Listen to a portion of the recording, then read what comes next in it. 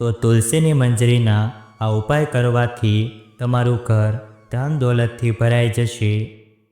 જ્યારે તુલસીના છોડ પર મંજરી દેખાવા લાગે છે ત્યારે તે ખૂબ જ શુભ સંકેત માનવામાં આવે છે।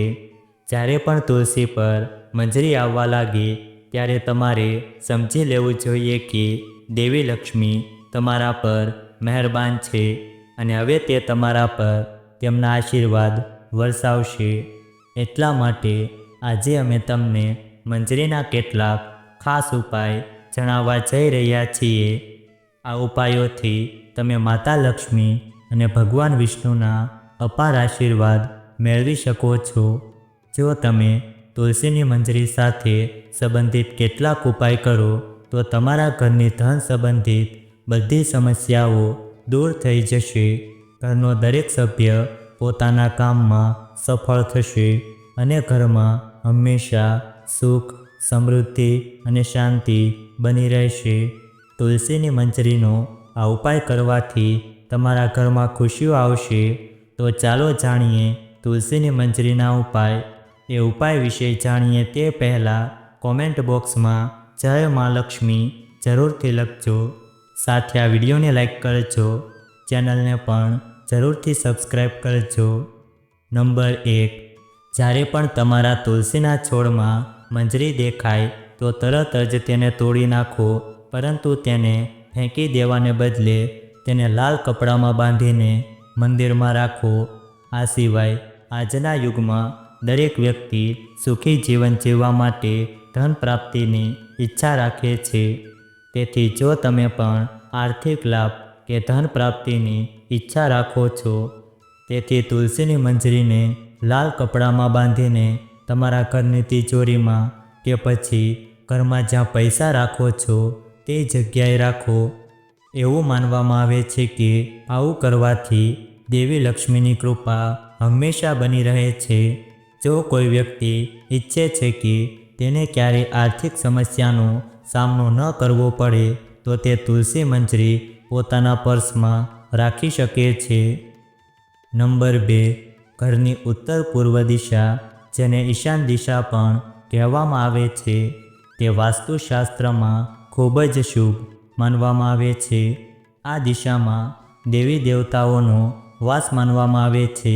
આવી સ્થિતિમાં જો તમે ઘરની આ દિશામાં એક તુલસીના કુંડામાં મંજરી રાખો છો તો તે ધનના આગમનના દરવાજા ખોલે છે। નંબર 3, ભગવાન ભોલેનાથને તુલસીના પાન ચડાવવા વર્જિત માનવામાં આવે છે, પરંતુ તમે ભગવાન ભોલેનાથને તુલસીની મંજરી અર્પણ કરી શકો છો। આમ કરવાથી તમને પારિવારિક સુખનો લાભ મળશે। આ સિવાય જો કોઈના લગ્ન જીવનમાં કોઈ પણ પ્રકારની અડચણ આવતી હોય તો તુલસીની મંજરીને દૂધમાં મિક્સ કરીને ભગવાન ભોલેનાથને અર્પણ કરવી જોઈએ। આમ કરવાથી તેને પોતાના લગ્ન જીવનમાં આવતી અડચણો દૂર થશે। નંબર 4, જો તુલસીની મંજરી ભગવાન વિષ્ણુ અને ભગવાન શિવને અર્પણ કરવામાં આવે છે તો તે વ્યક્તિ મોક્ષની પ્રાપ્તિ કરે છે। તે જીવન અને મૃત્યુના ચક્રમાંથી મુક્ત થાય છે અને સીધા ભગવાનના ચરણોમાં સ્થાન મેળવે છે। નંબર 5, મંજરીને પૂજા રૂમમાં રાખો। ઘરમાં પૂજાનું સ્થાન સૌથી પવિત્ર માનવામાં આવે છે। જો તમે તમારા ઘરના મંદિરમાં તુલસીની મંજરી રાખો છો તો દેવી લક્ષ્મી હંમેશા તમારા ઘરમાં વાસ કરે છે। સકારાત્મકતા પણ આવશે। ધ્યાન રાખો કે મંજરીને લાલ કપડાથી બાંધીને રાખો અને તેને કોઈની નજરમાં ન આવવા દો। તેને સ્થાપિત કરતી વખતે માતા તુલસી અને ભગવાન વિષ્ણુનું ધ્યાન કરો। નંબર 6, જો કોઈ વ્યક્તિની આર્થિક સ્થિતિ સારી ન હોય તો શુક્રવારે માતા લક્ષ્મીની પૂજા દરમિયાન તુલસીની મંજરી અર્પણ કરો। એવું માનવામાં આવે છે કે આ ખૂબ જ શુભ છે અને આર્થિક સ્થિતિમાં સુધારો થાય છે। આ સિવાય શુક્રવારના દિવસે તુલસીના પાન તોડીને પીળા કપડામાં બાંધીને તિજોરીમાં અથવા તો એવી કોઈ જગ્યાએ રાખો જ્યાં પૈસા રાખવામાં આવે છે। આ ઉપાય કરવાથી તમને ક્યારેય પૈસાની તંગીનો સામનો નહીં કરવો પડે. તુલસી મંજરીમાંથી નીકળતી ઉર્જા ધનને આકર્ષે છે. આ ઉપાય ખૂબ જ અસરકારક માનવામાં આવે છે. નંબર 7, જો તમે આર્થિક તંગીથી પરેશાન છો તો તુલસીની મંજરીને તમારા ઘરની ઉત્તર કે પૂર્વ દિશામાં કોઈ પવિત્ર સ્થાન પર રાખો. આ ઉપાય કરવાથી તમારા ઘરમાં ક્યારેય ધનની કમી નહીં આવે. નંબર 8, જ્યોતિષશાસ્ત્ર અનુસાર જે ઘરમાં હંમેશા માનસિક તણાવનું વાતાવરણ રહેતું હોય તેનાથી છુટકારો મેળવવા માટે ગંગાજળ અને તુલસીની મંજરીને મિક્સ કરીને ઘરની ઉત્તર દિશામાં રાખો અને આ પાણીને આખા ઘરમાં છાંટો. દરરોજ આ ઉપાય કરવાથી ઘરમાં નકારાત્મક ઉર્જાનો વાસ રહેશે નહીં અને ઘરનું વાતાવરણ ખુશનુમા રહેશે. નંબર 9, એવું માનવામાં આવે છે કે દેવી લક્ષ્મીની પૂજા કરતી વખતે પૂજા સામગ્રીમાં તુલસીની મંજરીનો સમાવેશ કરવો ખૂબ જ શુભ હોય છે. શુક્રવારે દેવી લક્ષ્મીને તુલસીની મંજરી અર્પણ કરવી ફરજિયાત છે. આમ કરવાથી દેવી લક્ષ્મીની કૃપા હંમેશા બની રહે છે અને ઘરમાં ધન સંપત્તિ આવે છે. નંબર 10, વાસ્તુશાસ્ત્ર અનુસાર ઘરની ઉત્તર પૂર્વ દિશા સંપત્તિ આકર્ષવા માટે શુભ માનવામાં આવે છે.